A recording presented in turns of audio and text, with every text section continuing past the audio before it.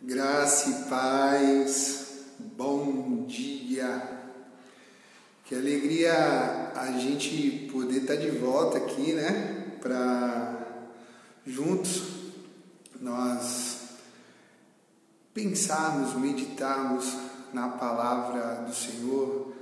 É coisa boa quando a igreja está em comunhão e no melhor lugar do mundo, como diz o salmista, como disse o salmista Davi, né? Um dia na tua casa vale mais que 1000 em outros lugares, né? Então é uma grande alegria a gente poder estar juntos, né? Juntos como igreja, independente se geograficamente, né, a gente está separado, mas em espírito somos um em Cristo, amém? Somos um no corpo. E eu queria orar por você, né, juntos, ou melhor, com você, amém? Senhor, eu quero te agradecer, Senhor, nessa manhã. Pai, que alegria nós podemos nos reunir como igreja, Senhor. Podemos, Senhor, estar juntos, podemos, sabe, Senhor, dar um tempo para poder ouvir a Tua palavra, sabe? Às vezes nós estamos tão agitados, nossa alma está tão agitada com os afazeres, com as preocupações, com o que tem que fazer daqui a pouco, com o que tem que fazer amanhã, com o que eu tinha que ter feito ontem. E deixamos o necessário de lado, que é ouvir a Tua voz. Senhor, a Tua voz é a voz que sempre vai acalmar a tempestade. Senhor, a Tua voz é a voz que sempre vai acalmar o vento. A Tua voz, Senhor, sempre vai ser a voz que vai nos trazer refrigério. A Tua voz, Senhor, sempre vai ser a voz que vai nos guiar, mesmo quando nós estivermos andando sobre ou no vale da sombra da morte. É a Tua voz. Então, o mais importante, Senhor, é ouvir a Tua voz. Eu te peço, Senhor, nessa manhã, ou no momento que essa pessoa estiver ouvindo essa ministração, abre, Senhor, os nossos ouvidos espirituais. Abre, Senhor, os nossos olhos espirituais. Senhor, abre o nosso entendimento, Senhor, nessa manhã, para que possamos absorver tudo que o Senhor tem para nós. Para que possamos ser filhos melhores. Para que possamos ser, Senhor, instrumentos úteis, Senhor, para a expansão do Teu reino, Senhor, nessa terra. O reino já está estabelecido. Nós cremos, a Tua palavra declara isso. Ele precisa ser expandido, Senhor. Nós queremos ser instrumentos nas Tuas mãos. Úteis, Senhor, repito, úteis, instrumentos úteis nas Tuas mãos. Para a expansão do reino, Senhor. Em nome de Jesus. Amém? Glória a Deus. Aleluia.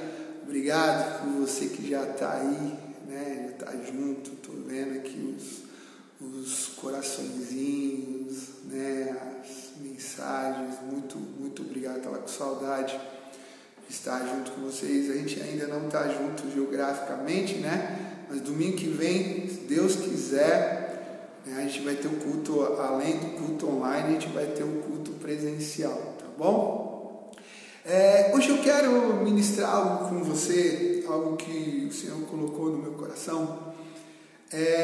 Ainda falando a respeito do Dia do Pastor. O Dia do Pastor, ele é comemorado todo segundo domingo do mês de junho. Então, todo segundo domingo do mês de junho é comemorado o Dia do Pastor, né? E hoje eu quero falar um pouquinho sobre isso, né? Existe uma expectativa muito grande, as pessoas têm uma expectativa muito grande com relação ao pastor, atitudes do pastor para com a igreja, né? A igreja, ela tem uma expectativa de ter um pastor que tenha uma boa palavra, né? Que tenha uma boa aparência, né, um pastor que tenha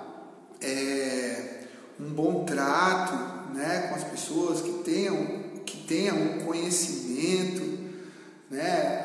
Algumas pessoas acham que o pastor ungido é aquele pastor que tem um carrão, né, que tem um mulherão, que tem um casão.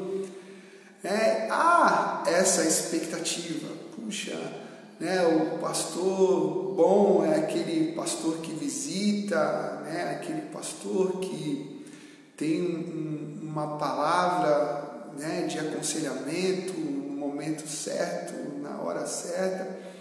E essas são boas expectativas, né? Não são expectativas ruins, não. Né? A igreja ela tem, né, essa gerado, né, e não é de agora, vem de séculos e séculos, gerado esse desejo de uma igreja que atenda, né, ou um pastor, melhor dizendo, que atenda às expectativas da igreja, claro, lembrando que a igreja pertence ao Senhor Jesus, a igreja é do Senhor Jesus. Nós, pastores, nós somos aqueles que estão a serviço do reino, estamos a serviço do Senhor Jesus, estamos à disposição do Senhor Jesus para cuidar do rebanho do Senhor Jesus, né?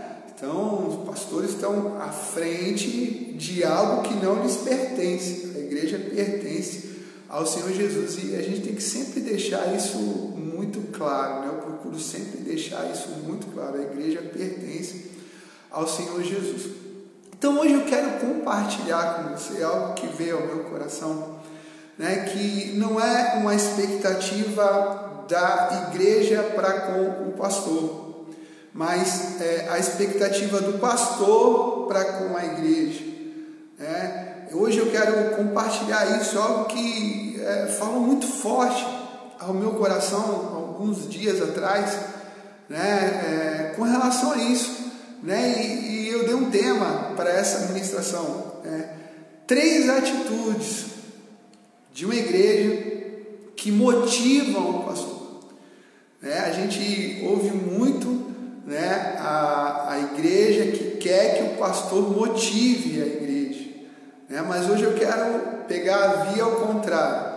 Hoje eu quero falar de 3 atitudes que a igreja ela pode tomar, que motiva, que vai motivar, né, qualquer pastor que ame o reino, que ame o seu chamado, que vai motivar esse pastor. E quando eu falo pastor, estou falando de pastora, quem está à frente, né, que vai motivar esse líder, né, esse pastor a continuar o seu chamado e fazer o seu chamado e cumprir o seu chamado com excelência. Amém? Então, vamos junto comigo aí, aprender juntos, né, 3 atitudes de uma igreja que motivam o pastor. Você que faz parte aí da comunidade evangélica Essência de Deus, eu já enviei o texto, já enviei aí o escopo da ministração no grupo da igreja, tá bom? Mas você que não faz parte ainda da comunidade evangélica Essência de Deus, mas está acompanhando essa live, né, seja agora ao vivo, seja em outro momento, a primeira atitude que eu quero compartilhar com você é sobre uma igreja que ora. Uma igreja que ora é uma igreja que motiva o seu pastor. Porque uma igreja que ora é uma igreja que entende a necessidade, né? Entende a grandeza do que é a oração, entende o poder que envolve a oração. Então, quando um pastor ele está à frente de uma igreja que ora, esse pastor ele se sente motivado, porque esse pastor ele entende que a igreja de Jesus Cristo, que ele está à frente, que ele está tomando conta, é uma igreja que está cobrindo não só a sua vida ministerial, não só a vida do pastor, mas cobrindo a vida de toda a igreja, né? de toda a parte do corpo que está. Então, uma igreja que ora, irmãos, é uma igreja que vive no poder, é uma igreja que vive na unção, né? É uma igreja que vive o sobrenatural, não só fala do sobrenatural, não só ouve o sobrenatural, mas vive o sobrenatural. Então, uma igreja que ora é uma igreja que motiva o seu pastor, é uma igreja que descobriu a importância da oração e vai viver e vai caminhar na oração. Agora, qual é a importância da oração, né? Qual a importância da oração? Eu queria que você que não tem, aí não está no grupo da igreja, mas faz parte, né? Está vendo aí a live, eu agradeço muito você estar nos ouvindo. Queria que você abrisse a sua Bíblia em Mateus, no Evangelho de Jesus Cristo, segundo escreveu Mateus, capítulo 18. Nós vamos ver o versículo 18 e o versículo 19, e nesses dois versículos, Jesus ele faz algumas declarações assim tremendas com relação à importância da oração e o posicionamento da igreja para com a oração e o posicionamento de Deus para com a igreja que ora. Olha só, Mateus 18, olha o que Jesus declara: eu lhes digo a verdade, o que vocês ligarem na terra terá sido ligado no céu, e o que desligarem na terra terá sido desligado no céu. Olha o poder, olha a autoridade que está sobre uma igreja que ora. Então, aí, uma igreja que ora, né, ela funciona, a oração da igreja funciona como um interruptor, vamos dizer assim. O que é ligado na terra é ligado no céu, o que é desligado na terra é desligado no céu. Aonde? Através da oração. Olha a autoridade. A igreja, isso é uma autoridade de igreja, não está falando de uma autoridade pastoral, né? Não está falando dos ministros do Senhor. Jesus ele está falando da igreja. O que a igreja, né, ligar, o que vocês ligarem na terra será ligado nos céus, o que vocês desligarem na terra será desligado no céu. Ou seja, a igreja que ora, ela tem poder, eu vou usar essa palavra para você entender bem, ela tem poder seletivo, ou seja, ela tem o poder de selecionar o que vai continuar acontecendo na terra e o que vai parar de acontecer na terra. Então, a igreja que ora é a igreja que determina o que vai continuar na terra e o que vai parar na terra. O que vocês ligarem na terra será ligado no céu, ou seja, vai acontecer. O que vocês desligarem na terra vai ser desligado no céu, ou seja, vai parar de acontecer. Está entendendo a importância?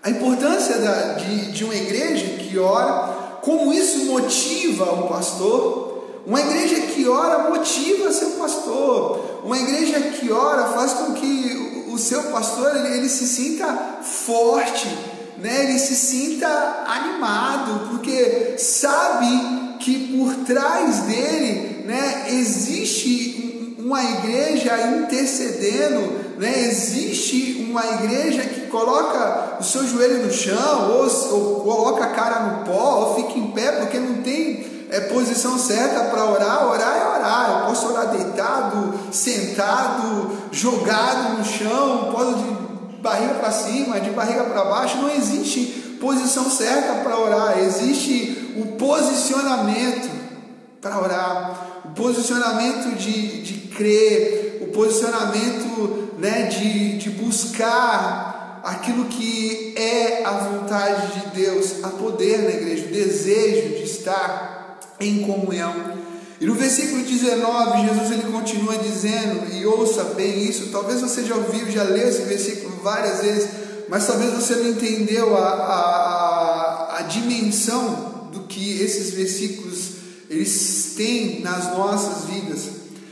E no versículo 19 do mesmo capítulo 18, Jesus diz: também lhes digo que se dois de vocês concordarem aqui na terra a respeito de qualquer coisa que pedirem, meu Pai no céu os atenderá.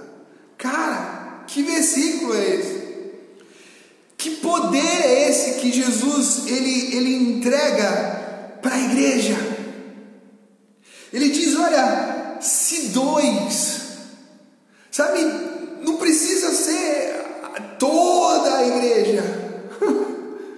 Jesus está dizendo, se apenas dois concordarem a respeito de qualquer coisa, se houver concordância, dois concordarem a respeito de qualquer coisa, olha como é importante, né? Como nós, pastores, às vezes nós precisamos de que pelo menos mais uma pessoa concorde conosco nas coisas, que mais uma pessoa pergunte para a gente, pastor, pelo que você tem orado, pastor, quais são os alvos que você tem colocado para a igreja, pastor, quais são os alvos desse ano, sabe, pastor, os alvos desse ano para a igreja, os alvos desse ano para a sua vida particular, pastor, os alvos desse ano para a sua família, pastor, eu quero entrar em concordância contigo. Irmãos, quando um pastor encontra uma igreja, ou pelo menos uma pessoa que decide entrar em concordância com ele,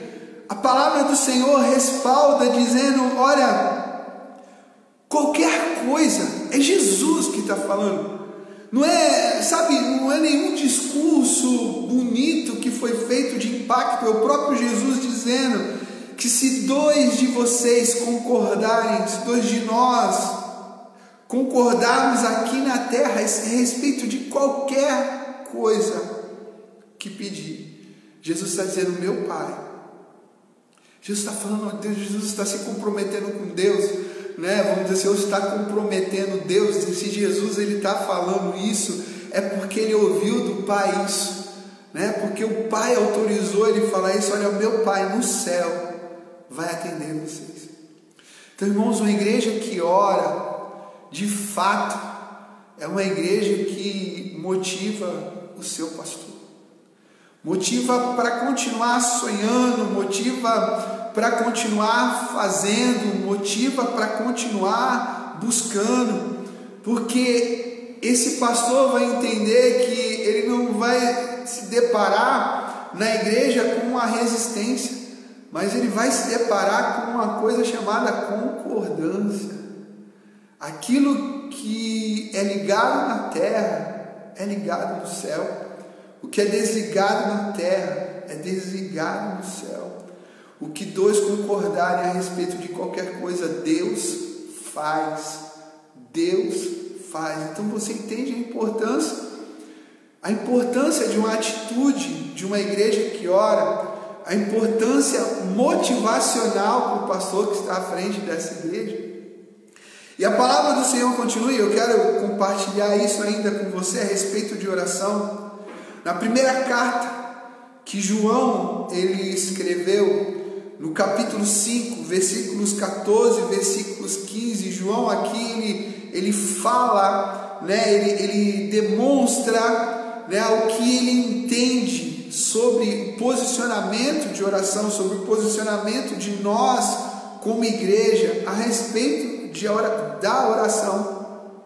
E João ele diz assim, estamos certos. Eu acho lindo quando alguém ele se posiciona com as coisas do reino, ele entende as coisas do reino, isso dá uma convicção a essa pessoa, sabe? Quem entende as coisas do reino anda convicto. Quem entende as coisas do reino não fica, né, cambaleando, né, titubeando entre dois pensamentos, mas vai certeiro, vai confiante, né? E João ele declara que estamos certos de que ele nos ouve sempre que lhe pedimos algo conforme sua vontade. Olha a certeza de um camarada que tinha uma vida de oração, a certeza de um camarada que caminhou com Jesus, né? E eu gosto muito de salientar isso. Irmãos, Jesus, se você for estudando nos evangelhos a vida de Jesus, você vai ver que Jesus durante o dia ele saía para ensinar. Ele ensinava as pessoas, e os ensinamentos de Jesus, as verdades do reino, que as pessoas acreditavam, gerava fé naquelas pessoas, e essa fé gerava milagre nessas pessoas. E depois que Jesus ensinava, a Bíblia diz que Jesus ele tirava um tempo, né? Ele tirava um tempo para orar. Irmãos, foram algumas vezes que a Bíblia declara que Jesus, né, ele saía para orar, ele levava Pedro, ele levava Tiago, ele levava João. Então esses homens, eles viram Jesus orando, eles ouviram Jesus orando, eles entenderam que a oração, eu acredito, né, dentro da declaração que esse homem está fazendo aqui, olha, estamos certos. Ou seja, eu não tenho dúvida nenhuma de quando eu abro a minha boca para pedir para o Pai alguma coisa que é segundo a vontade do Pai, vai acontecer. Ele me ouve. Irmãos, uma igreja que tem intimidade em oração, uma igreja que conhece o que é a oração, uma igreja que ora, uma igreja que tem experiências em oração, é uma igreja convicta, que sabe que quando chega diante do Pai para pedir qualquer coisa segundo a vontade do Pai, o Pai vai atender. Irmãos, uma igreja que age dessa maneira, uma igreja que tem uma atitude dessa, é uma igreja que motiva qualquer pastor a continuar, é uma igreja que motiva qualquer pastor a ir em frente, é uma igreja que motiva qualquer pastor a acordar de manhã e dizer: Senhor, eu estou aqui, Senhor, eu estou pronto, Senhor, me usa, porque eu sei que tem uma igreja na minha retaguarda, eu sei que tem uma igreja que ora por mim, eu sei que tem uma igreja que se preocupa comigo, uma igreja que ora pelo meu chamado, uma igreja que ora pela minha família, uma igreja que ora, Senhor, pela tua obra aqui na terra. Senhor, Senhor, tem uma igreja, Senhor, que é convicta, que sabe que tudo aquilo que pedir, Senhor, segundo a tua vontade, o Senhor vai atender. Irmãos, que coisa linda. Essa é uma igreja que motiva, uma igreja que ora, uma igreja que motiva o seu pastor. Olha o que João ele continua dizendo no versículo 15. E uma vez que sabemos que ele ouve nossos pedidos, também sabemos que ele nos dará o que pedimos. Não é talvez, não é quem sabe. Sabe, uma igreja que ora à vontade de Deus, entenda isso, não é uma igreja que ora à sua vontade, mas é uma igreja que ora à vontade de Deus. É uma igreja que sabe que todas as suas orações serão atendidas, porque não está orando à sua vontade. Irmãos, a nossa vontade é algo muito perigoso, porque hoje a gente quer uma coisa e daqui a pouco a gente quer outra. Eu não estou dizendo de um dia para o outro, eu estou dizendo de minutos, de horas, de instantes.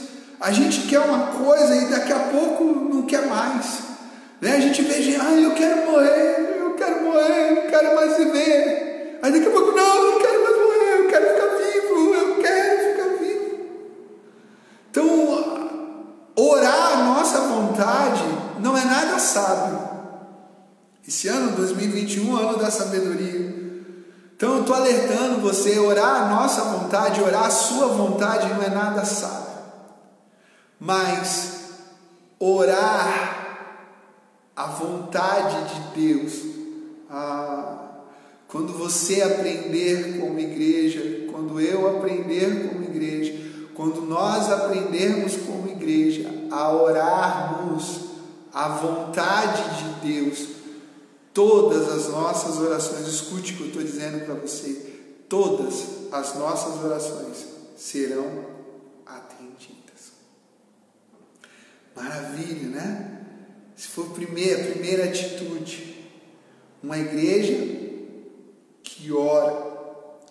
Eu quero compartilhar mais um versículo, né, sobre uma igreja que ora. Tiago, está lá escrito na carta que Tiago escreveu às igrejas. Capítulo de número 5, versículo de número 16. Olha o que Tiago ele diz. Olha o que ele entendeu. Olha o que ele aprendeu. Olha o que ele está ensinando. Olha o que ele está compartilhando a respeito de oração, a respeito de posicionamento, a respeito de uma igreja que ora. Portanto, confessem seus pecados uns aos outros. Qual foi a última vez que você sentou com alguém da igreja? Eu não estou falando do pastor ou da pastora, mas você sentou com alguém da igreja sério, de verdade, e você confessou os seus pecados. Sabe, você de fato abriu seu coração e falou das coisas erradas que você, ou da coisa errada que você praticou. Confessar os pecados. Confessar pecado não é relatar. Relatar, fiz. Agora, confessar pecado é quando vem lá de dentro o arrependimento. Você lembra a última vez que você fez isso? Igreja, você lembra a última vez que você, como igreja, pôde confiar, ou alguém pôde confiar em você, como igreja, para confessar o pecado a você? Portanto, confessem seus pecados uns aos outros e orem uns pelos outros para serem curados. Nós precisamos, sabe, irmãos, de verdade, nos posicionar como uma igreja que ora, como uma igreja que quando uma pessoa vem nos procurar para confessar o seu pecado, a gente não tem o dedão apontado para a pessoa, para acusar, para nos colocar numa situação melhor do que a pessoa, para dizer que nós somos melhores do que aquela pessoa. Não é isso que Tiago disse aqui, não. Ele diz: confesse seus pecados uns aos outros. A gente precisa nos posicionar de uma maneira que as pessoas elas se sintam à vontade para confessar e pedir oração. Olha, orem uns pelos outros para serem curados. A igreja de Jesus Cristo precisa ser curada. A igreja de Jesus Cristo do século 21, ela precisa ser curada. Sabe, daqui a pouquinho eu vou estar falando, né, sobre mais uma atitude, né? E talvez eu vou chocar você com o que eu vou falar, mas é algo sério, irmãos, é algo de posicionamento. Nós muitas vezes estamos muito prontos e ávidos para acusar, mas e orar? Orar, sabe, Senhor, toma a vida do meu irmão, toma a vida desse irmão, dessa irmã, Senhor, que está compartilhando, está confessando o seu pecado, Senhor, dá força para ele, Senhor, dá força para ela, Senhor, para que ele ou ela possam sair, Senhor, desse emaranhado, Senhor, ele ou ela possam sair desse engano, Senhor, e possam ser curados. Sabe, irmãos, essa é uma cura dupla, porque é uma cura na vida de quem está orando e na vida também de quem está recebendo a oração. Porque quando nós nos colocamos no lugar do outro, sabe, quando há essa empatia, sabe, puxa, eu quero ver meu irmão bem, eu quero ver minha irmã bem, não é pegar o telefone depois que o irmão falou, depois que o irmão confessou e ligar: olha, pastor, o irmão fulano de tal, a irmã fulana de tal veio aqui na minha casa e ele está fazendo isso, está fazendo aquilo, pastor, é por isso que as coisas da igreja não acontecem, porque esse pastor, olha os pecados que estão dentro da igreja, olha os pecados ocultos, pastor. Não é para fazer isso, irmão, é para você orar por esse irmão, é para você orar por essa irmã, é para você se colocar no lugar dessa pessoa, é para você interceder, é para você caminhar junto, falar: está difícil, irmão. Está difícil, irmão, você não está conseguindo se libertar disso, você conta com as minhas orações. Conta comigo. Vamos caminhar juntos. Vamos orar, vamos ler a Bíblia juntos, vamos aprender juntos. Vamos juntos. Até que você consiga, caminhar sozinho. Até que você consiga ajudar outros. Sermos curados, orem uns pelos outros para serem curados. E olha o final do versículo 16, olha que lindo, o que Tiago diz: a oração de um justo. Irmãos, não está falando da igreja inteira, está falando de um. Não fique esperando o irmão, não fique esperando a irmã, não fique esperando quem você acha que é mais santo que você. Ei, você, comece a tomar atitude. Ei, você, comece a se posicionar. Para de brincar de batata quente com a responsabilidade cristã. Para de brincar de batata quente com a atitude que você tem que dar, que você tem que ter. Tiago diz, a oração de um justo, e esse justo tem que ser você, não é pode ser você, é tem que ser você. A oração de um justo tem grande poder e produz grandes resultados. A oração de um justo tem grande poder e produz grandes resultados. A oração de um justo tem grande poder e produz grandes resultados. Ei, seja você esse justo, seja você essa pessoa, seja você. Pare de ficar acusando, seja curado, seja curada. Pare de esperar. Olha, quando a igreja fizer, quando o pastor fizer, quando a pastora fizer, não, faça você. Quando o irmão fizer, quando a igreja se posicionar, ei, você, a igreja, você se posiciona, ei, você seja esse justo, ei, você seja essa referência, você, essa geração precisa de você, o reino de Deus precisa de você, é você que tem se incomodado com isso. Então você comece a tomar atitude, comece a orar, comece a ser a pessoa acessível, comece a ser a pessoa que as pessoas têm prazer de conversar, comece a ser a pessoa que as pessoas, elas têm, confiança de confessar os seus pecados, que não tem vergonha, que não vão sair de cabeça pilhada, mas vão sair de lá aliviados, curados. Comece a ser essa pessoa curada, comece a ser essa pessoa curada que cura, comece a ser a igreja curada que cura. Uma igreja que ora é uma igreja que motiva o seu pastor. Uma igreja que ora é uma igreja que motiva o seu pastor. Olha a diferença. Olha, pastor, fulano de tal veio me procurar, passando por um desafio, pastor. Mas eu orei com meu irmão, pastor, eu orei com a minha irmã, pastor, e que bom, pastor. Pastor, que bom que nós oramos, pastor, e eu senti a cura em mim, pastor, porque a minha primeira vontade foi acusar o irmão, foi acusar a irmã, mas eu não fiz. Eu intercedi, pastor, e eu me senti curado, e eu creio que o irmão, a irmã está curada também, pastor. Irmãos, olha que notícia boa de um pastor ouvir. Olha que atitude linda, olha que atitude motivacional de uma igreja para com o pastor. Nós podemos fazer diferença. Amém? Segunda atitude que eu quero compartilhar com você. Segunda atitude de uma igreja que motiva o seu pastor.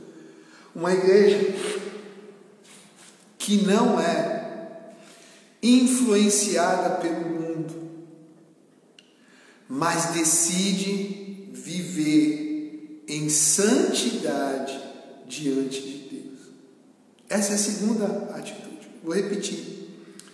Uma igreja que não é influenciada pelo mundo, que não recebe influência do mundo, mas decide uma igreja que decide viver em santidade diante de Deus.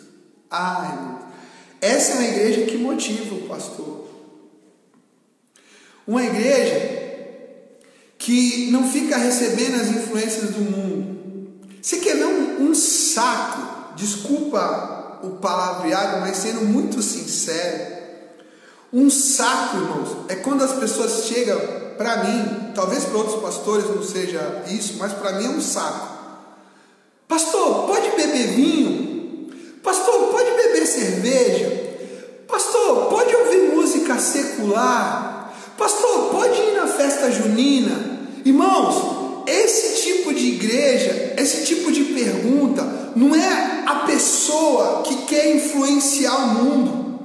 Esse tipo de pergunta é a pergunta da pessoa que ela é influenciada pelo mundo. Ela está na igreja, sabe? Ela ama Jesus. Eu não duvido que essas pessoas amem Jesus. Essas pessoas, elas amam Jesus, mas elas não conseguem se desvencilhar das coisas do mundo. Elas amam Jesus, mas elas querem estar no mundo sem que o mundo perceba que elas são de Jesus. Elas querem continuar fazendo as coisas do mundo sem que o mundo perceba nenhum tipo de mudança nelas. Elas querem todo o benefício do reino. E repito, não estou dizendo que essas pessoas elas não amam Jesus. Eu acredito piamente que essas pessoas elas amam Jesus. Só que essas pessoas ainda não estão dispostas, sabe, a deixarem de ser influenciadas pelo mundo. Então elas ficam pilhadas. Pode fazer tatuagem? Não pode fazer tatuagem? E pode isso, e pode aquilo, sabe? Elas piram, irmãos, piram. Porque na realidade, qual é a intenção dessas pessoas? A intenção dessas pessoas é: eu quero Jesus, mas eu também quero o mundo. Eu quero estar lá no mundo e eu não quero que ninguém perceba que eu não sou do mundo. Eu quero dizer uma coisa para você: não dá. Não dá. Quando você decide viver uma vida com Jesus, não tem como você chegar lá no mundo e o mundo olhar para você com o mesmo olhar. Não tem como. Eu quero... Daqui a pouco a gente vai ler os textos, mas eu quero só compartilhar algo com você, né? De um texto bastante conhecido. A Bíblia diz que o apóstolo Pedro, quando Jesus estava sendo julgado, na madrugada que Jesus estava sendo julgado, Pedro, ele entrou no pátio onde Jesus estava sendo julgado. E Pedro, ele já havia negado Jesus, né? A Bíblia fala que uma empregada, né, dali do lugar onde Pedro estava, reconheceu Pedro e falou: você é um dos seguidores de Jesus, você é um dos seguidores dele. E Pedro disse: não, eu não sou, né? E se afastou daquela mulher. E a Bíblia diz que Pedro, ele ficou ali junto com as pessoas, né, com os acusadores de Jesus. Ele ficou com os acusadores de Jesus em volta de uma fogueira, né? E as pessoas começaram a conversar, e a gente entende, né, ou pelo menos eu entendo, que Pedro estava conversando com eles ali também, né? Talvez falando a respeito de Jesus, ou falando de algumas coisas que haviam acontecido. E daqui a pouco a Bíblia diz que um homem vira para ele e fala assim: ei, você é um dos seguidores dele, porque o teu jeito de falar te denuncia. Você entende a profundidade disso? Ei, o seu jeito de falar denuncia, sabe, mostra, fala que você segue Jesus, você é um dos discípulos dele. Mesmo você estando aqui no nosso meio, sabe, mesmo, né, você ouvindo as nossas conversas, mas o que você fala não é o mesmo que nós falamos, não é do mesmo jeito que nós falamos. Você está aqui com a gente, mas você não pertence ao mesmo mundo que a gente pertence. Irmãos, isso é muito sério. Sabe, se aonde você anda, se aonde você vai, as pessoas elas não conseguem diferenciar pelo seu falar, pelo seu agir, pelo seu procedimento, que você é um discípulo, um cristão, uma cristã.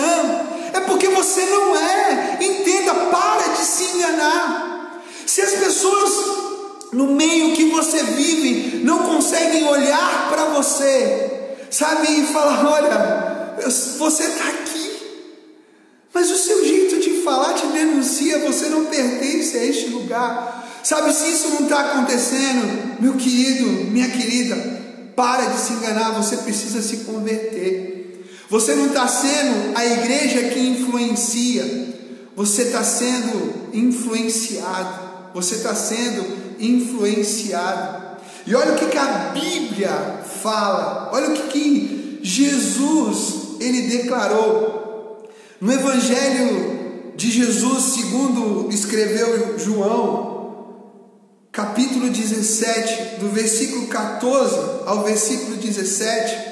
É uma oração que Jesus está fazendo. Jesus ele está prestes a ser preso, mas antes de ser preso ele está orando, ele está intercedendo pelos discípulos, né? Não só pelos discípulos. Se você ler o capítulo inteiro, você vai ver que Jesus não está só intercedendo pelos discípulos ali, mas ele também está intercedendo por mim e por você, por aqueles que ele chega e fala: Senhor, eu não oro só por eles, mas eu oro por aqueles que também vão se tornar teus filhos, que vão também se tornar discípulos pelo exemplo deles, pela palavra deles, ou seja, pelo procedimento deles. Irmãos, pela influência. Então, uma igreja que não é influenciada pelo mundo, mas decide viver em santidade diante de Deus, é uma igreja que influencia o mundo, está no mundo, mas não é influenciada pelo mundo, mas influencia o mundo. E Jesus declarou isso. Olha o que ele diz aqui, ó: eu lhes dei tua palavra, diálogo de Jesus com Deus.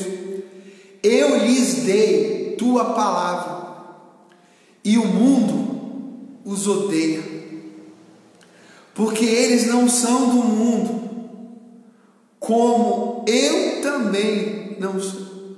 Não adianta você achar, você querer ser amado, amada pelo mundo, se a palavra do Senhor está em nós, se nós entendemos a palavra, o mundo nos odeia de graça. Sabe por quê? Porque nós não caminhamos segundo eles, porque nós não caminhamos segundo os padrões do mundo, sabe? Porque nós não caminhamos segundo aquilo que o mundo aceita. Então o mundo, ele vai te odiar, ele pode até bater nas tuas costas, ele pode até te dar uma risadinha, mas no fundo ele te odeia, sabe? O mundo, ele não vai concordar com você, pode concordar em algumas coisas, mas quando chegar na questão dos princípios do reino, quando chegar na questão dos posicionamentos do reino, o mundo vai te odiar, porque não tem como. Pedro, ele estava diante das pessoas que queriam acusar Jesus, que queriam que Jesus fosse crucificado, pessoas que horas depois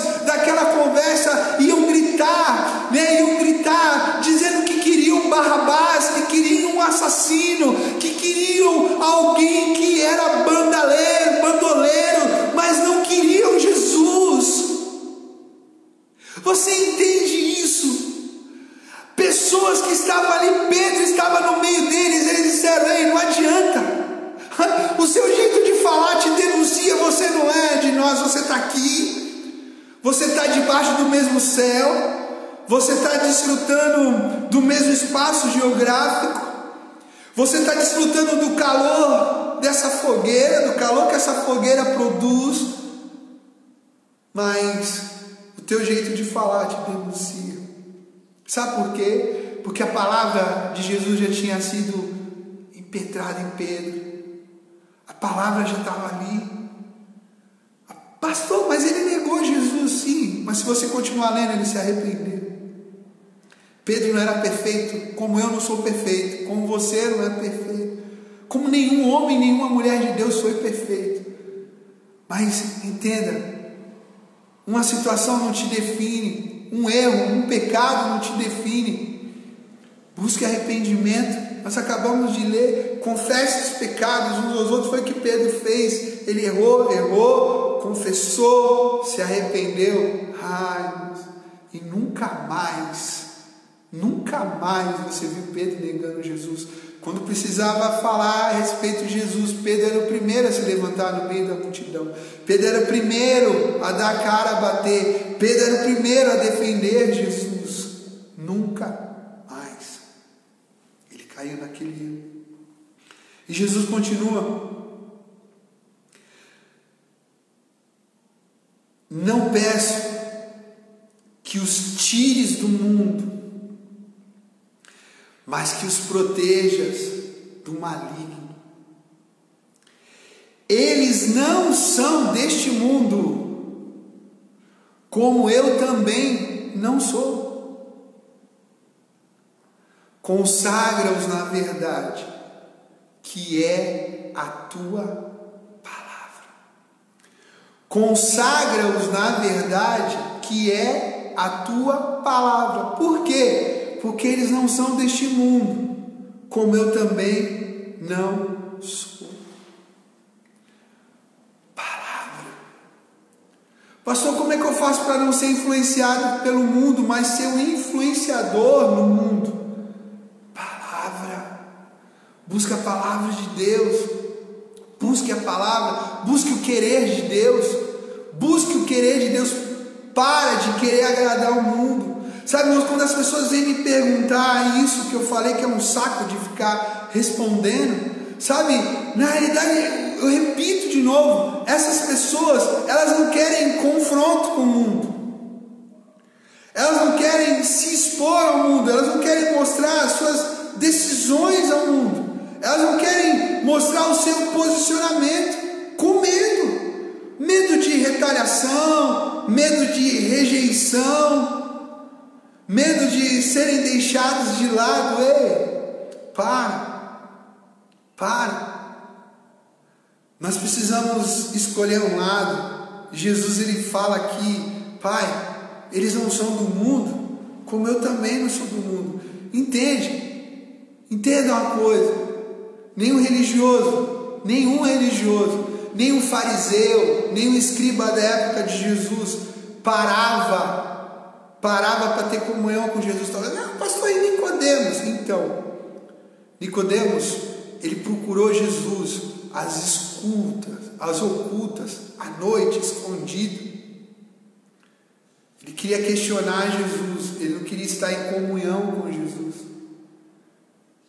Não tem como você estar em comunhão com Jesus e estar em comunhão com o mundo. Sabe por quê? Talvez o que eu estou falando, eu disse antes, vai te conflitar. O mundo nos odeia, porque nós temos a palavra do Senhor dentro de nós. E todas as vezes que for necessário falar a palavra, e aquilo que é a palavra, não a religiosidade, mas é a palavra de Deus, e você pronuncia a palavra, ou você vive a palavra, o mundo, ele vai te odiar por isso. Vão chamar você de metido, vão chamar você de arrogante, vão dizer que você quer ser melhor do que eles, mas é uma decisão de escolha. Eu não pertenço mais a esse mundo. Se você é a igreja, você não pertence mais a esse mundo, tá? Então assim, para e olha, uma igreja que não é influenciada pelo mundo, mas decide viver em santidade diante de Deus. Essa é uma igreja que motiva o pastor. Mais um texto, eu quero ler com você, Romanos 12, versículo 1 e 2, olha o que o apóstolo Paulo lhe diz. Portanto, irmãos, você conhece o texto, só estou te trazendo a memória, suplico-lhes que entreguem seu corpo a Deus, por causa de tudo que Ele fez por vocês, que seja um sacrifício vivo e santo, do tipo que Deus considera agradável. Irmãos, quantas pessoas estão dispostas? Sabe o que é sacrificar? É fazer alguma coisa que você precisa empenhar força, que você precisa negar a você mesmo.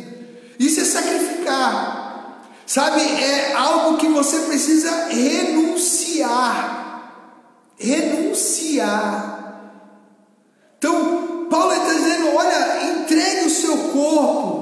a Deus por causa de tudo que Ele fez por vocês. Tudo, será que tudo que Deus fez por nós não vale o sacrifício de nós nos renunciarmos a nós mesmos?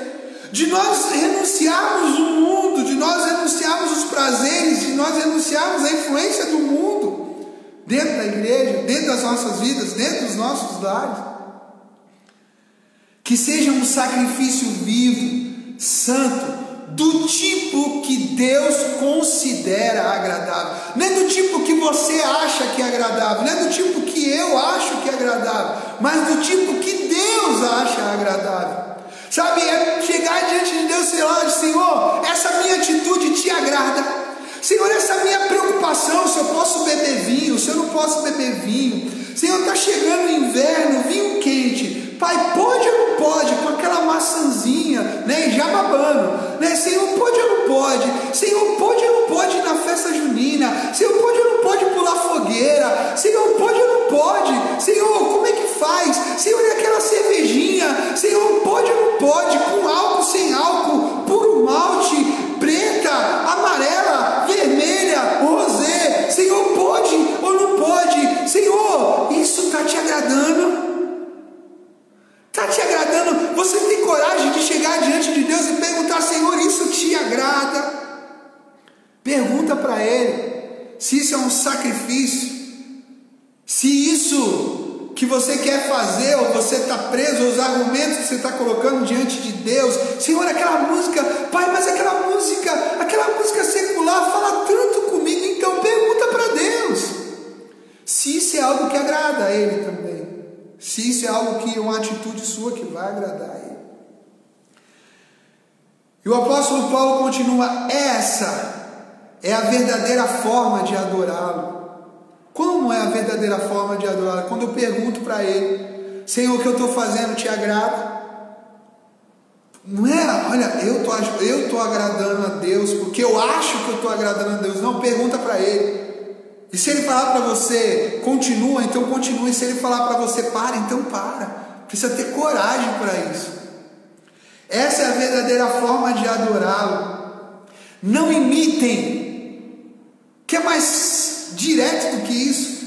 Não imitem o comportamento e os costumes deste mundo, mas deixem que Deus os transforme. Não é você se transformar, não é uma igreja te transformar, não é um sistema te transformar. A Bíblia está dizendo: deixa que Deus os transforme por meio de uma mudança em seu modo de pensar, a fim de que experimentem a boa, agradável e perfeita vontade de Deus para vocês.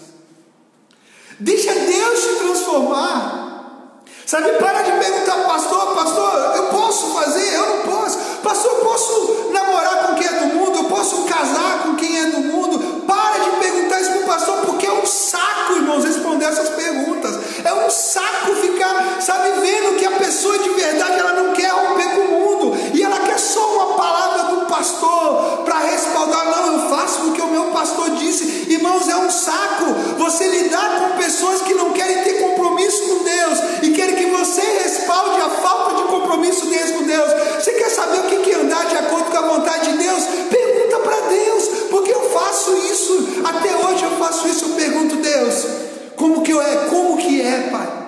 Senhor, diante dessa situação, como que eu tenho que agir? Senhor, diante dessa pessoa, Senhor, o que eu tenho que fazer? O que eu tenho que falar? Sabe, irmãos, porque Deus, Ele vai mudar o meu modo de pensar, o meu modo da pessoa que eu acho que tem que mudar. Não é o jeito da pessoa, Senhor, eu quero que o Senhor mude o jeito daquela pessoa pensar. Não, Senhor, eu preciso que o Senhor mude o meu jeito de pensar, Senhor, porque eu quero ser, Senhor, o servo, eu quero ser a igreja, Senhor, que ajuda, eu quero ser a igreja que motiva, Senhor, eu quero ser a igreja que vai, Senhor, ser sábia, Senhor, eu quero ser a igreja, Senhor, que vai comprovar a sabedoria que está sobre mim, Senhor, eu quero ser a igreja, Senhor, que vai influenciar e nunca ser influenciado pelo mundo, o meu jeito de pensar, o meu. Pergunte para Deus, pergunte para Deus.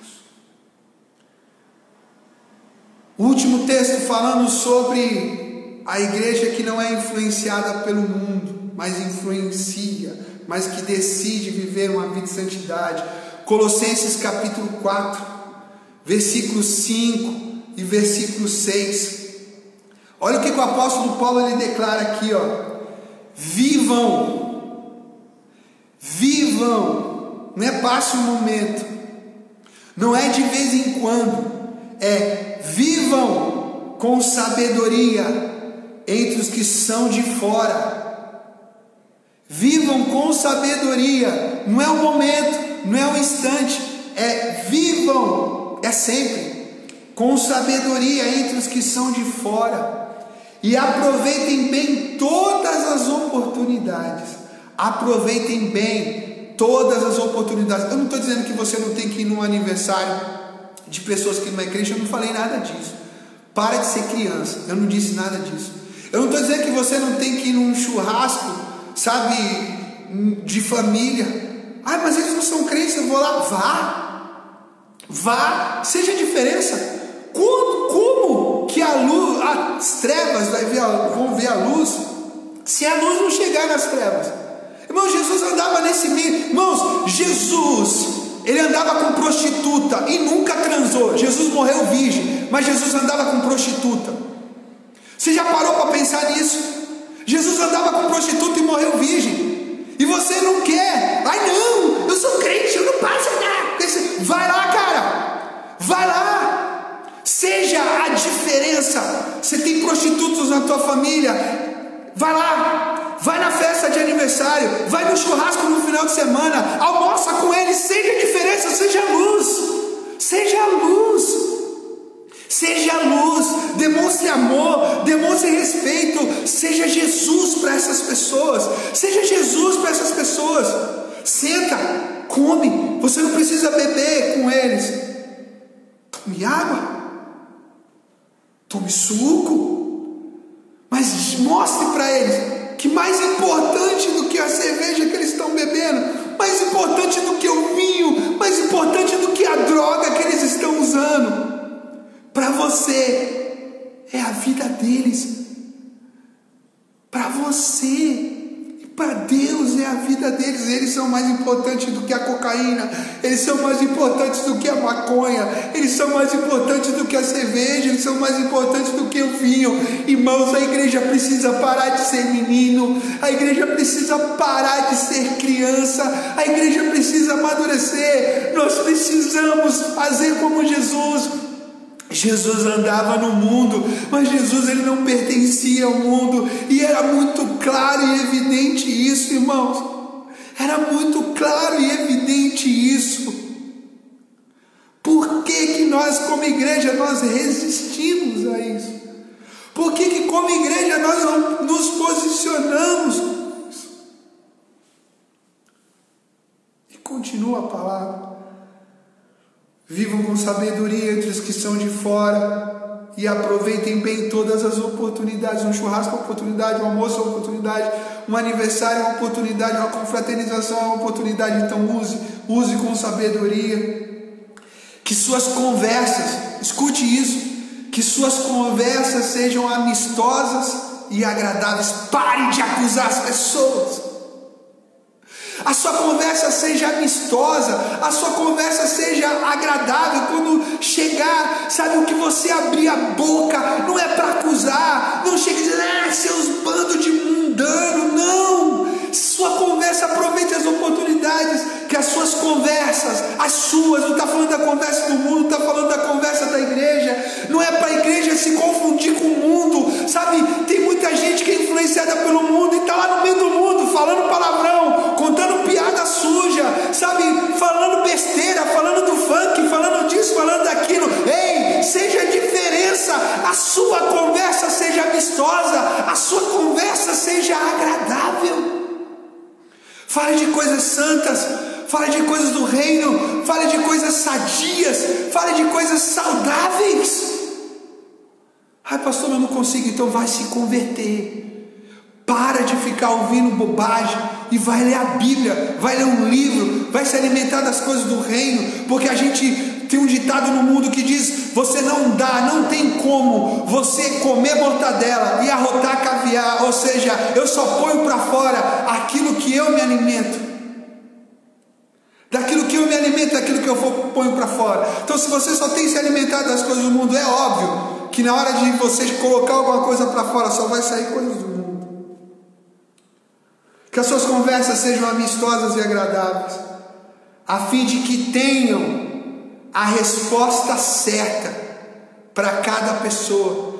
Cada pessoa uma dúvida, cada pessoa um questionamento, cada pessoa merece uma resposta certa. E nós, como igreja, nós temos a obrigação, o dever de responder a cada pessoa segundo a dúvida de cada pessoa do mundo. Eu não estou falando de pessoas que estão dentro da igreja e não querem romper com o mundo. Eu estou falando de pessoas que estão lá no mundo e querem Jesus, mas estão lá no mundo e não sabem como chegar a Jesus e tem um monte de questionamento. Eu e você, nós precisamos ser os canais para dar cada resposta certa para cada pessoa que está no mundo.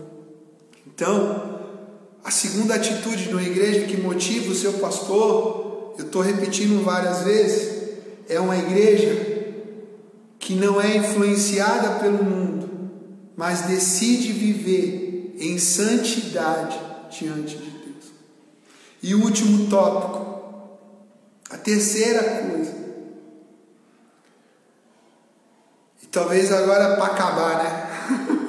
Talvez agora, puxa pastor, o senhor jogou a pá de cal agora, né? Uma igreja, terceira atitude de uma igreja que motiva o seu pastor, é uma igreja que entende a importância do dizimar, do primiciar e do ofertar na casa do Senhor. Irmãos, isso é muito sério. Isso é muito sério. A Bíblia diz que digno é o obreiro do seu salário. Digno é o obreiro do seu salário. O pastor trabalha na igreja.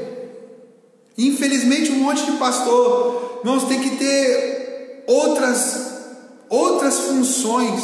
Alguns pastores sendo funcionários, alguns pastores sendo empregados, porque não conseguem se dedicar à obra do Senhor. Porque falta não porque Deus não pode suprir, Deus pode suprir, não porque Deus não preparou, Deus preparou tudo. Mas Deus vai usar a igreja para isso. Deus vai usar a igreja. A igreja, sabe, irmãos, o pastor, ele é digno de receber o sustento que vem da igreja, através de onde? Dos dízimos, das primícias, das ofertas. Então, uma igreja que dizima, uma igreja que primicia, uma igreja que oferta, é uma igreja que sim, motiva seu pastor. Imagina, irmãos, ficar pilhado, porque não sabe se vai conseguir pagar a conta de luz, se vai conseguir pagar a conta de água, se vai conseguir pagar, se vai ter dinheiro para feira, se vai ter dinheiro para comprar um remédio. Se vai estar chegando frio, será que vai ter dinheiro para comprar uma blusa? Ou então tem aqueles mais cara de pau, né, que não dizimam, não ofertam, não primiciam, mas chega com a roupinha: olha pastor, trouxe para o seu filho, olha pastor, trouxe para a sua esposa, trouxe, olha, eu não servia mais o meu filho, não servia mais a minha filha, estou trazendo, né, tá chegando frio, né? Olha, tem uma coberta aqui, ó. Meu filho usou 20 anos nessa coberta, né? E tá chegando frio, né, pastor? Então para de ser cara de pau. Pastor não precisa de esmola. Pastor não precisa de caridade. Pastor trabalha. E a Bíblia diz que o pastor, o obreiro que trabalha, ele é digno de receber o salário dele. E o salário do pastor vem da manutenção da casa do Senhor. E a manutenção da casa do Senhor é uma obrigação de todo servo, de toda serva do Senhor, de trazer dízimos, primícias e ofertas. Vamos para a Bíblia? Olha o que a Bíblia diz. Malaquias capítulo 3, o versículo 6, a parte A do versículo 6, o próprio Deus dizendo: eu sou o Senhor e não mudo. Irmãos, o que Deus estabeleceu, Ele não vai mudar os princípios dele. Os tempos podem mudar, situações podem mudar, mas os princípios de Deus, eles são imutáveis. Deus não muda os princípios dele. E no mesmo livro de Malaquias, o mesmo capítulo, se você descer alguns versículos, se você for lá para o versículo 10, um versículo muito conhecido, mas que as pessoas muitas vezes, principalmente aqueles infiéis, que não querem se comprometer, nem gostam de ler, nem gostam de ouvir falar sobre isso, mas está escrito. E mesmo que você não goste de ouvir, mesmo que você não goste de ler, está escrito, e é real, e é verdade. E Deus disse: tragam todos os seus dízimos aos depósitos do templo. Ei, dízimo do Senhor é para entregar, pertence ao Senhor, é para ser levado para o templo. Não é para você comprar cesta básica e sair distribuindo, não é para você comprar roupa e sair distribuindo, não, entende? Não é para você sair fracionando. Dízimo é para você levar na casa do tesouro, no lugar onde você é alimentado, no lugar onde tem um pastor que ora por você, no lugar onde tem alguém que se prepara toda semana para trazer uma palavra para você, no lugar onde tem alguém que toda semana liga para você, que manda uma mensagem para você, que pergunta como você está, que pergunta como a sua família está, que coloca o joelho no chão todo dia, orando por você, pedindo cobertura do Senhor sobre a sua vida. Então entenda, dízimo não é caridade sua para com o reino do Senhor, dízimo é uma obrigação do filho e da filha de Deus, daquele que tem compromisso com os princípios do reino, de viver, porque é daí que sai o sustento do seu pastor. É daí que sai o sustento da família do seu pastor. Dízimo não é caridade, irmãos. Tire isso da sua cabeça. Dízimo não é caridade. Dízimo não é caridade. Tragam, é uma ordem. Tragam todos os seus dízimos aos depósitos do templo. É para a igreja. Entregue na igreja, para que haja provisão. Está entendendo isso? Para que haja provisão, para que o pastor tenha o que comer, para que a família dele tenha o que comer, para que o pastor tenha o que vestir, para que o pastor possa comprar um carro, para que o pastor possa pagar IPVA, possa pagar IPTU, possa colocar combustível, possa viajar nas férias. Você sabia que o pastor precisa tirar férias também? Você sabia que filhos de pastor também precisam tirar férias? Sabe que esposa de pastor precisa tirar férias? E sabe de onde vem o sustento do pastor? Do trabalho do pastor. Vem do trabalho dele. Agora, como que o pastor se sente motivado a trabalhar? Como que o pastor se sente motivado a buscar uma palavra? Como que o pastor se sente motivado a fazer uma visita? Se toda a vida financeira dele está bagunçada, porque a igreja não dizima, porque a igreja não primicia, porque a igreja não oferta, porque a igreja quer fazer caridade na vida do pastor. Está na hora, irmãos. Está na hora de a igreja tomar atitude que de verdade motivem seus pastores.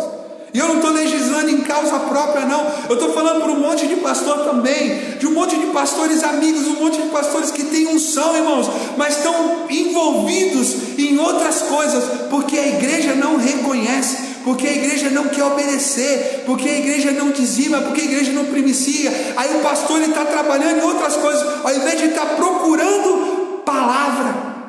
Você lembra do que o apóstolo Pedro, ele disse quando as pessoas foram reclamar que as viúvas não estavam sendo servidas? Pedro diz: olha, levantem homens, 7 homens aí cheios de unção, porque o nosso trabalho é nós nos envolvemos, estávamos envolvidos na palavra do Senhor, para poder trazer um alimento espiritual. Nós não temos a obrigação de ficar servindo mesa, nós não temos a obrigação de ficar servindo as viúvas, nós não temos a obrigação de ficar distribuindo cesta básica. Foi isso que Pedro ele disse. A nossa obrigação como ministros do Senhor é nós buscarmos o alimento do céu para passar para a igreja. Acorda, tragam todos os seus dízimos aos depósitos do templo, para que haja provisão em minha casa. O Senhor está dizendo: se o fizer, diz o Senhor dos exércitos, abrirei as janelas do céu. As janelas do céu, elas são abertas só depois que você dizima. Não adianta você pedir a Deus: abre a janela do céu para eu dizimar. Deus não vai abrir. Dizime, Deus vai abrir as janelas do céu. Se o fizerem, diz o Senhor dos Exércitos, abrirei as janelas do céu para vocês, derramarei tantas bênçãos que não haverá espaço para guardá-las. Sim, ponham-me à prova. Agora faça primeiro, tome a atitude. Uma igreja que motiva seu pastor é uma igreja que entende a importância de dizimar, que entende a importância de primiciar, que entende a importância de ofertar. Lá em Mateus capítulo 23, versículo 23, olha o que Jesus ele declara: que aflição os espera, mestres da lei e fariseus, hipócritas. Tenham cuidado de dar o dízimo da hortelã, do endro e do cominho, mas negligenciam os aspectos mais importantes da lei: justiça, misericórdia e fé. Sim, e acho legal essa última parte do versículo, porque tem um monte de gente dizendo aí, ensinando, que dízimo é uma coisa do Antigo Testamento, que dízimo é uma coisa do passado, que hoje a igreja não tem que dizimar. Isso é mentira. Mentira. E falo na cara de quem quiser ouvir, isso é mentira. O dízimo é para hoje, sim, foi no passado, é para hoje, que o dízimo é um princípio. O dízimo é um princípio. O dízimo é um princípio. Então, serviu lá atrás, serve hoje e vai servir amanhã. Olha o que Jesus diz no final do versículo 23. Sim, vocês deviam fazer essas coisas, mas sem se descuidar das mais importantes. Não deixe de dizimar. Não deixe ninguém enganar você e fazer você perder as janelas dos céus abertos na sua direção. Não deixe a sua carne te enganar. Não deixe pessoas infiéis te enganar, dizer: não dizima, compre cesta básica, senão o pastor vai usar o dinheiro. Não, isso é mentira. Isso é mentira. Isso é mentira. Dizime, primicie, oferte. As janelas do céu serão abertas com você. Entenda uma coisa que eu vou falar para você: nenhuma plantação é maior do que a colheita. Você entende isso? Tudo que você planta, de tudo que você planta, a sua colheita sempre é maior. Se você planta um grãozinho de feijão, se você planta um grãozinho de feijão, o pé de feijão, ele dá 360 grãos de feijão.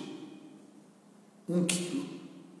1 grão dá 1 quilo. Ou seja, tudo que você planta nunca vai ser maior do que aquilo que você colher. Você sempre vai colher muito mais do que o que você planta. E Deus está dizendo: faça e faça a prova de mim. Faça e faça a prova de mim. Olha o que a Bíblia continua dizendo. Filipenses capítulo 4, versículo 9 até o versículo 18. Filipenses 4, do 9 até o 18. O apóstolo Paulo, ele escrevendo à igreja que estava ali em Filipe, ele diz assim: continuem a praticar tudo que aprenderam e receberam de mim, tudo que ouviram de mim e me viram fazer. Então o Deus da paz estará com vocês. Continue, é uma constância. Faça sempre, não é faça uma vez, faça sempre. Como eu me alegro no Senhor por vocês terem voltado a se preocupar comigo. Olha o apóstolo falando: eu me alegro no Senhor porque vocês voltaram a se preocupar comigo. Sei que sempre se preocuparam comigo, mas não tinham oportunidade de me ajudar. Não digo isso por estar necessitado, pois aprendi a ficar satisfeito com o que tenho. Sei viver na necessidade e também na fartura. Olha a maturidade do Senhor. Ele está te chamando, a igreja. Olha, desperta. Não é porque eu preciso,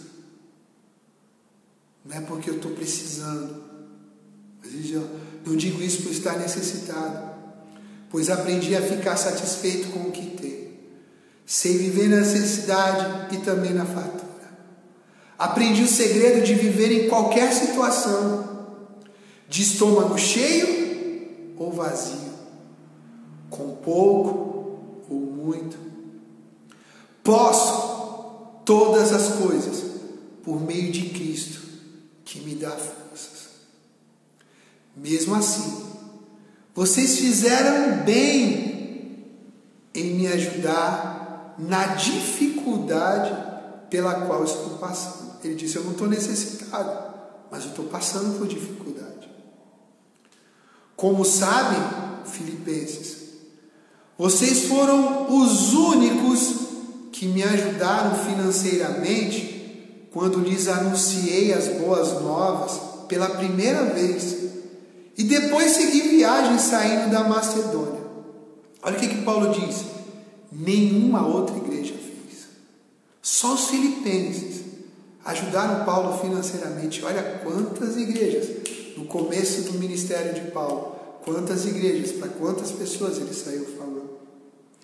Até quando eu estava em Tessalônica, em outro lugar, falando para outro povo, vocês enviaram ajuda em mais de uma ocasião. Não digo isso porque quero receber uma oferta de vocês. Pelo contrário, desejo que sejam recompensados por sua bondade. No momento, tenho tudo de que preciso e mais. Minhas necessidades foram plenamente supridas pelas contribuições que vocês enviaram por Epafrodito. Elas são um sacrifício. Ouça, o mesmo Paulo que escreveu Romanos 12, 1 e 2, ele agora está escrevendo aos Filipenses.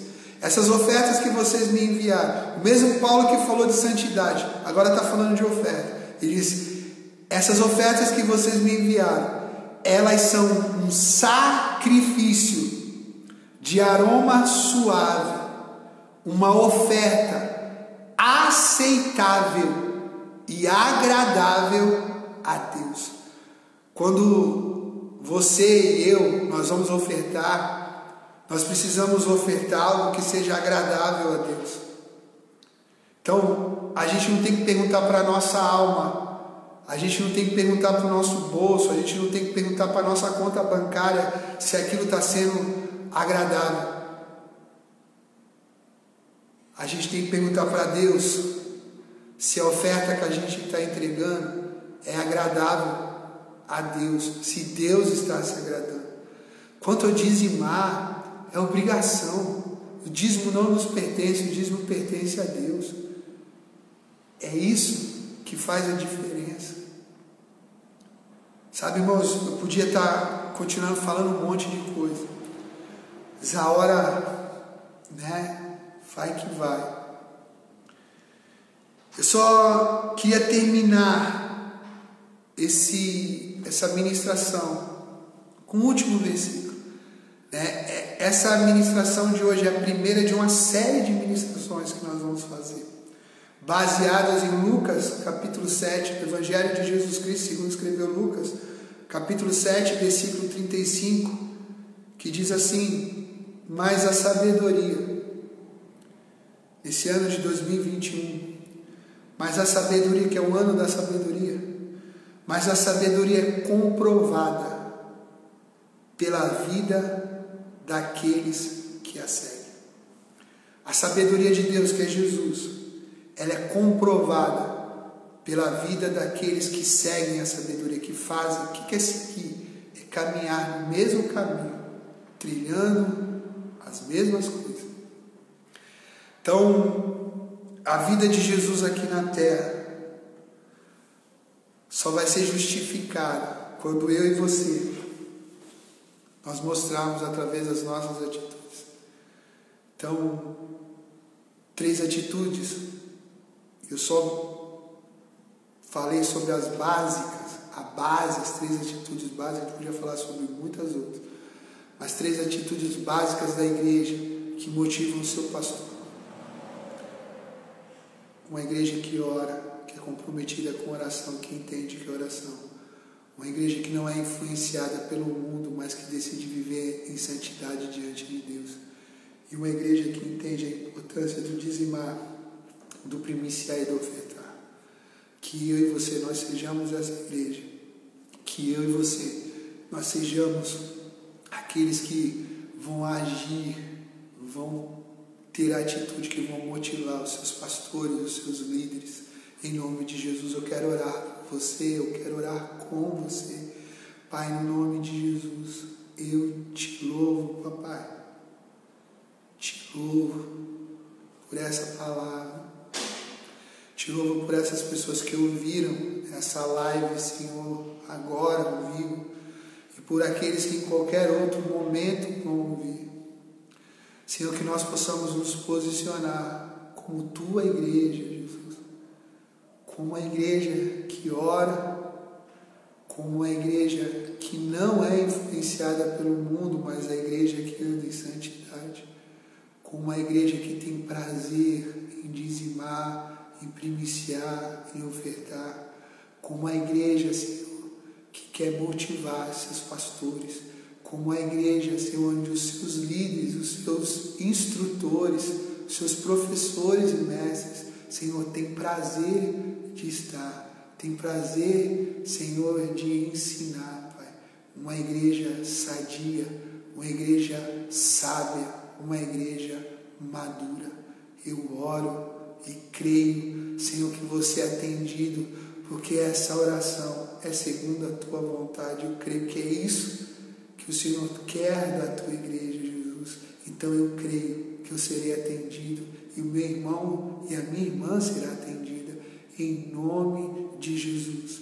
Que o amor de Deus Pai, que a graça de nosso Senhor e Salvador Jesus Cristo e as mais ricas e doces consolações do nosso doce, amado e amigo Espírito Santo esteja sobre você, esteja sobre as suas gerações, hoje e para todo sempre, em nome de Jesus.